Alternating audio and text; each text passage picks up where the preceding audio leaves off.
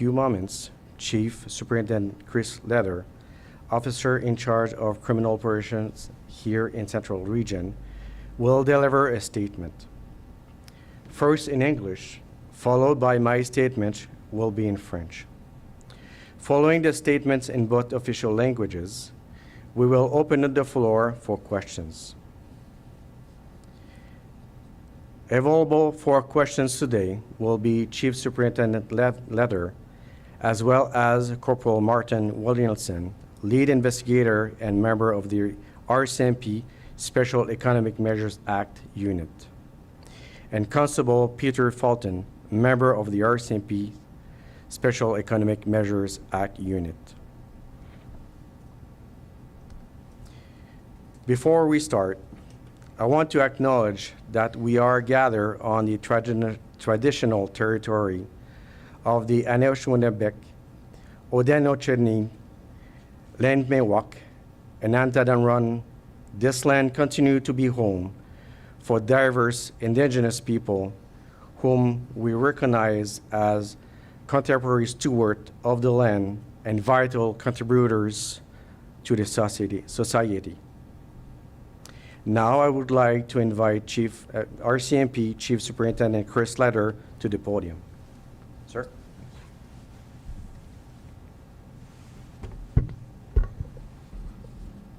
Good afternoon, everyone. I am Chief Superintendent Chris Leather, as Yannick noted, Officer in charge of criminal operations for the Ontario RCMP, and I would like to welcome you here today and thank you for joining us. I'm here today to provide information on the arrest of an individual on May 22nd of this year that we allege has been violating the Special Economic Measures Act Russian regulations by procuring and shipping sanctioned electronic components to Russia. Canada passed this legislation in 2014 to prohibit financial or property dealings with anyone added to a designated list. In 2022, following Russia's invasion of Ukraine, the legislation was updated to add prohibitions on specific products being sent to Russia, specifically electronic components that could potentially be diverted into the Russian war effort. In Ontario, the RCMP enforces federal laws, including financial and international crimes.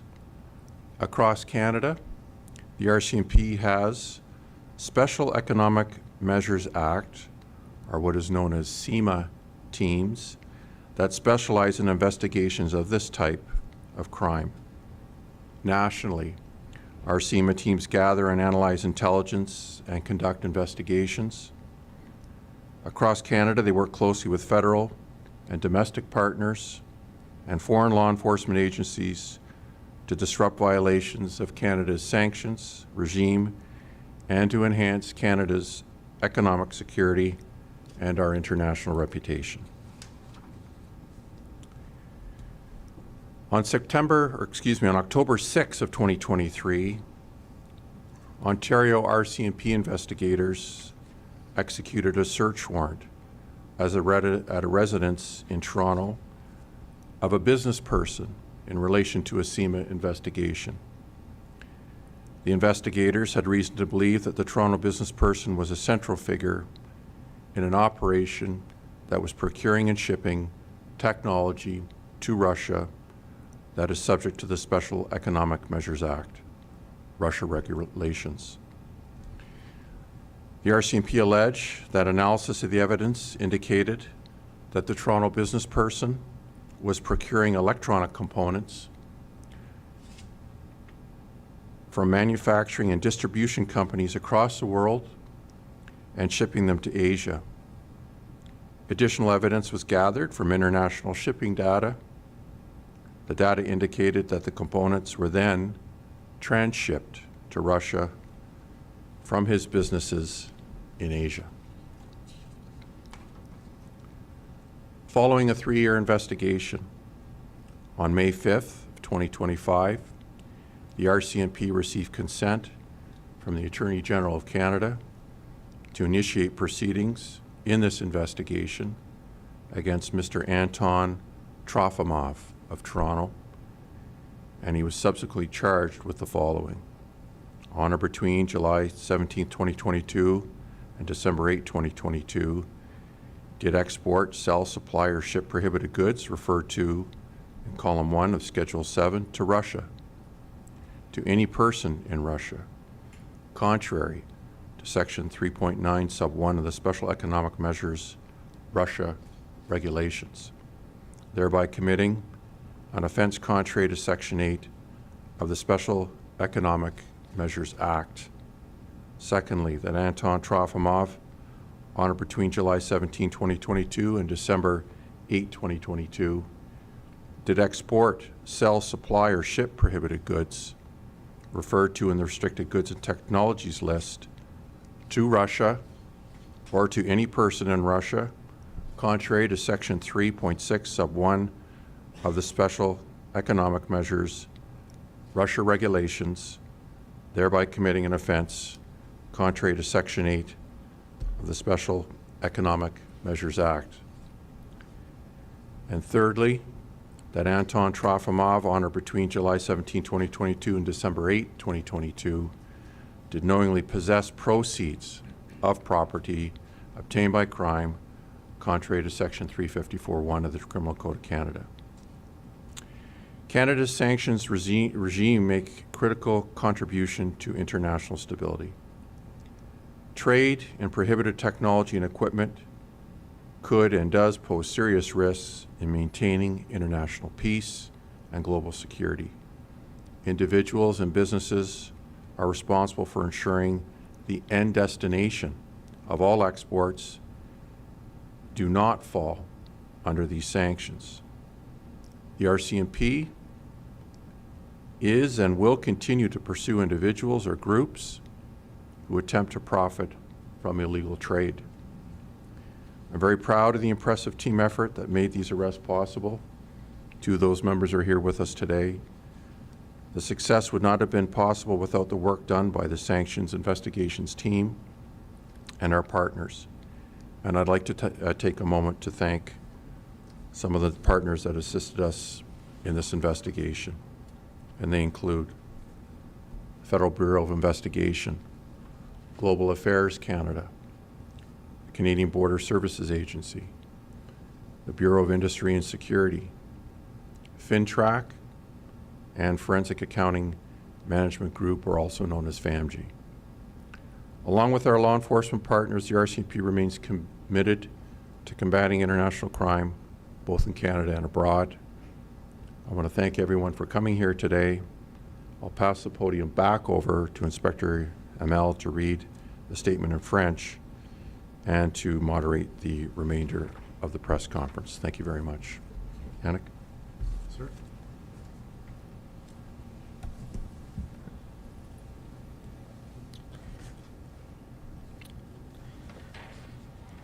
Thank you, Chief Superintendent Letter. Bonjour à tous. Je suis l'inspecteur Yannick Hamel, officier responsable des performances et du renouvellement des ressources humaines pour la GRC en Ontario. Je tiens à vous souhaiter la bienvenue à chacun d'entre vous et de vous remercier de vous être joints à nous aujourd'hui. Je suis ici pour donner de l'information sur l'arrestation le 22 mai 2025 d'un individu qui est soupçonné d'avoir enfreint le règlement et les mesures économiques spéciales visant la Russie de la loi sur les mesures économiques spéciales en se procurant des composants électroniques visés par des sanctions pour les expédier en Russie.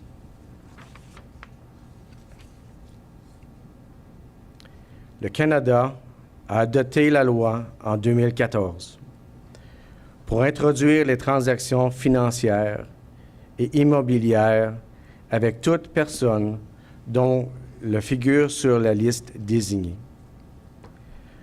En 2022, à la suite de l'invasion de l'Ukraine par la Russie, Nous avons modifié la loi pour ajouter des interdictions visant certains produits expédiés en Russie. En particularité, des composants électroniques qui pourraient être utilisés par la Russie dans leurs efforts de la guerre. En Ontario, la GRC applique les lois fédérales, notamment en matière de criminalité financière et internationale.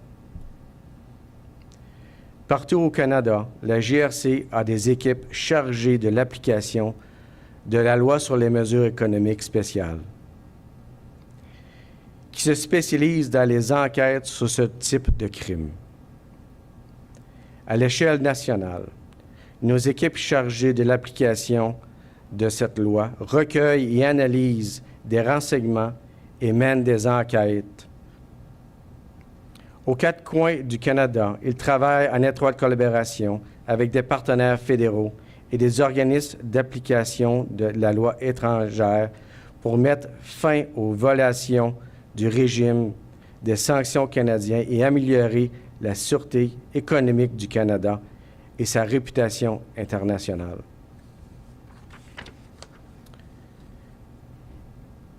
Le 6 octobre 2023, des enquêteurs de la GRC de l'Ontario ont exécuté un mandat de perquisition à la résidence d'un homme d'affaires de Toronto dans le cadre d'une enquête à titre sur la loi prévenue. Les enquêtes avaient des raisons de croire que l'homme d'affaires torontois était un personnage central d'une opération d'acquisition et d'expédition des composantes technologiques vers la Russie, de qui fait l'objet d'une interdiction au titre du règlement sur les mesures économiques spéciales visant la Russie. Selon les allégations de la GRC, l'analyse des éléments de preuve indique que le commerçant torontois s'approvisionnait des composantes électroniques auprès d'entreprises de la fabrication et distribution du monde entier et les expédiait vers l'Asie. D'autres éléments de preuve, y compris des données sur les transports maritimes internationaux, indiquent que les composants étaient ensuite transportés en Russie à partir de l'Asie. À la suite d'une enquête ayant duré 3 ans, le 5 mai 2025, la GRC a reçu l'autorisation du procureur général du Canada d'engager des poursuites dans le cadre de cette enquête. M. Anton Trofimov de Toronto a par la suite été accusé de ce qui suit. Anton Trofimov, entre le 18 juillet 2022 et le 8 décembre 2022, a exporté, vendu, fourni ou envoyé des marchandises destinées à la Russie ou à toute autre personne qui s'y trouve et visée à la colonne 1 de l'annexe 7 en contravention au paragraphe 3.9-1 du règlement des mesures économiques spéciales visant la Russie, commettant ainsi l'infraction à l'article 8 de la loi sur les mesures économiques spéciales. M. Antonin Trofimov, entre le 17 juillet 2022 et le 8 décembre 2022, a exporté, vendu, fourni ou envoyé des marchandises destinées à la Russie ou toute autre personne qui s'y trouve à y viser sur la liste des marchandises et des technologies réclamées en contravention du paragraphe 3.06-1 du règlement sur les mesures économiques visant la Russie, commettant ainsi une infraction à l'article 8 de la loi sur les mesures économiques spéciales. M. Antonin Trofimov,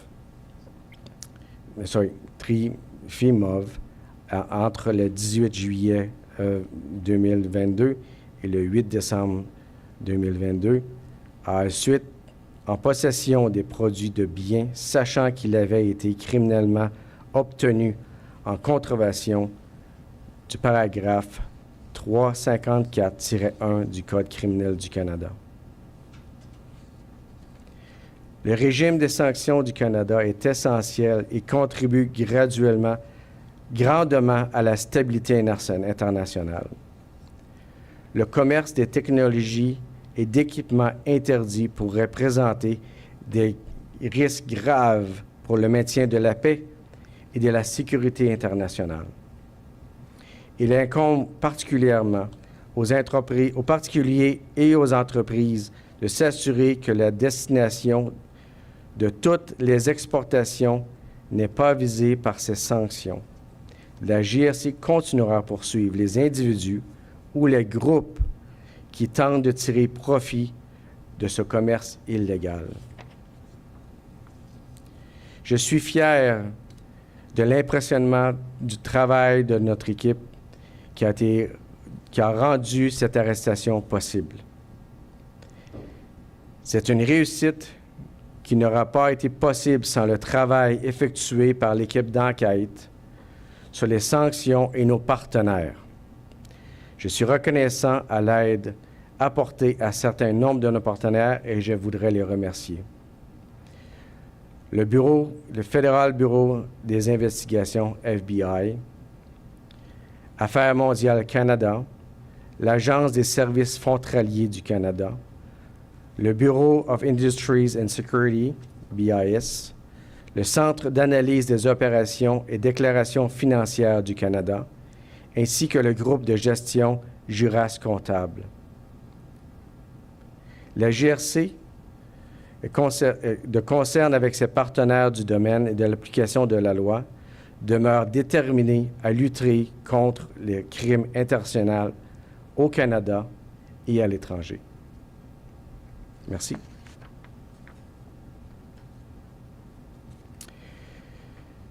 So, this is the statement. So we're going into the Q&A. I will now start taking questions. Please only ask one question with one follow-up question if needed. You are welcome to ask your question in English or in French.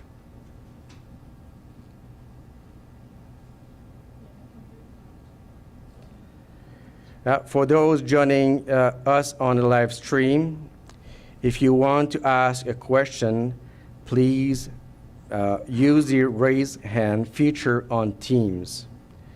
When you are directed to ask your question, your mic will be unmuted and you may ask your question. If your questions haven't been answered, please lower your hand.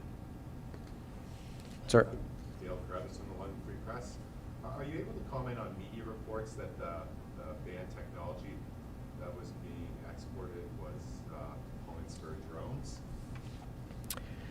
So you ask if the components sent are drone components. Anyone? So we can't comment on that at this time, unfortunately. Okay. For my follow-up question, are you able to give a rough dollar estimate of the value of exported components? So the total value of the entire Yeah, so that was in the millions of dollars. Thank you. How much was that, sir? Millions of dollars.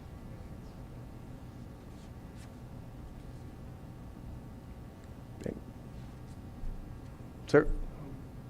Brian Bicknell, CTV News.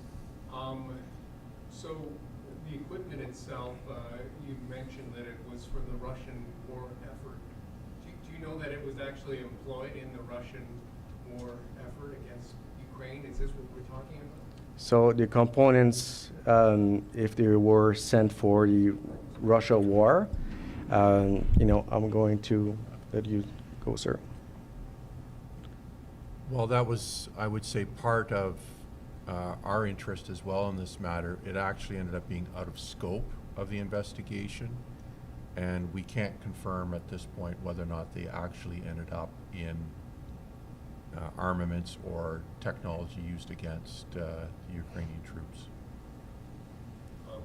Can you, obviously these charges are a pretty big deal, otherwise we wouldn't be here. but can you explain really what they mean in layman's terms, what they are and why they're important?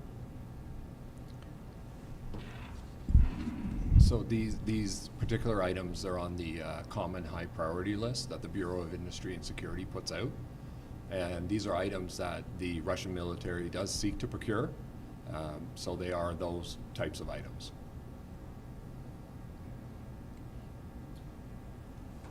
Please. How many other investigations or other groups or business people are under investigation for the especially countermeasures targeting Russia? Currently, I don't have the exact number of how many investigations, but we do have ongoing investigations. We also do disruption and education. So we work with CBSA on disruption, and we also perform education with the CBSA.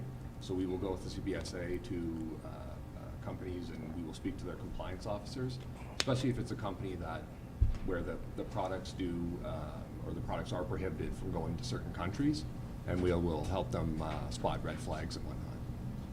I have a quick question to Chief Superintendent. It's rare we get an opportunity to ask you a question on this or other matters, and not to take away from the importance of this, but on the issue of the investigation targeting Ryan Wedding, since you were at the press conference of the FBI, you have said that it was an FBI-led investigation. If I could ask you a question specifically about Canada in that matter, and to what extent Wedding's criminal network is still embedded in Canada? That very much, I think, as you know, is an ongoing matter. Canadian authorities continue to investigate that issue domestically here in Canada. There certainly are elements of his network that remain in place, but I couldn't say much more than that at this time because of multiple ongoing investigations involving ourselves and our key policing partners, including Toronto Police and the Ontario Provincial Police. Any questions online?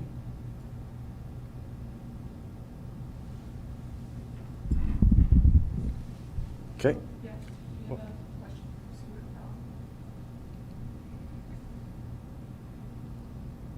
Powell. Stuart? Okay, for which media? You know? Stuart, so you have the, can you say to your question, please? You can have hands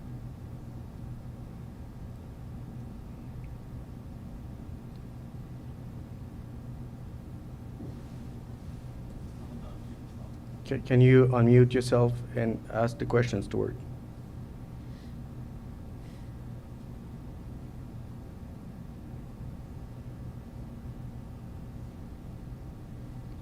Seems that we have some technical difficulties.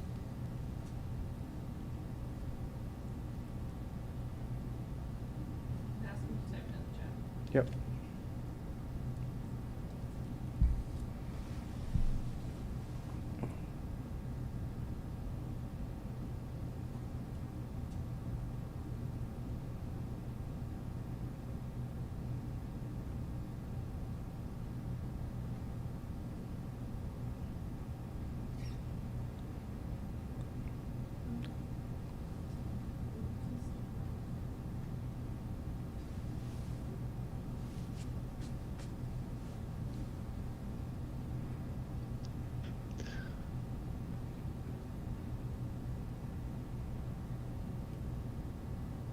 He asked, why did it take so long to get charges in this investigation? Why it is taking so long to charge the individual?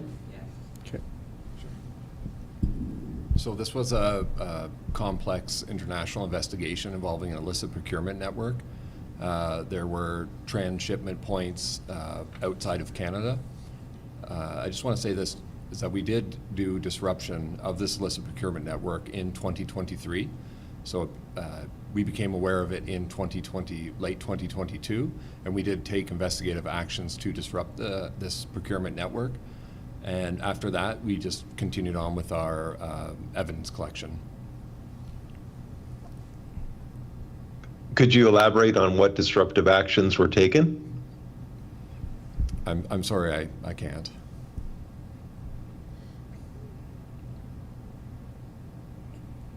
Okay, any other question? Yeah, we have a question from Samuel Rubenfeld. Okay. Simon, can you ask your question? Samuel. Samuel, sorry. Hello, this is Samuel Rubenfeld from New York. I'm with the media organization MLEX. My question is about the charging documents. Are those available, an indictment or anything of that sort publicly available before that's filed with the courts? So if their charges are publicly available? Yes, the charging documents are available. Just as a follow-up, I've searched on the Justice Services website and found a case number, but no underlying document. Is there a court docket I can look at? Yes, I believe it's with the Armory Courthouse in Toronto. Thank you. Okay, one more question, if there's any. I know you already asked this question more or less earlier, but are you able to elaborate a little more on what type of equipment? If nobody else has a question, I'll try one more. I was wondering if the electronic component. So elaborate. Okay, we'll go online, and then we'll go to you at last, sir, if you don't mind. Sure. Are the electronic components that Trofimov is charged with shipping the same type that Russia was seeking for its drone program? So if the components was part of the, I believe that we already answered that question, but if you want to repeat. I mean, the type of microelectronics, they're classified as dual use, so therefore they can be used for civilian or military purposes. Dual use. Yes, but are those specific components the type that Russia was trying to bring into Russia in order to build its military drones? Are they the same type of electronic components? So again, I'm just going to stick with the same answer. These were dual use components, microchips, antennas, semiconductor material and whatnot. So in terms of drones, I can't comment on that.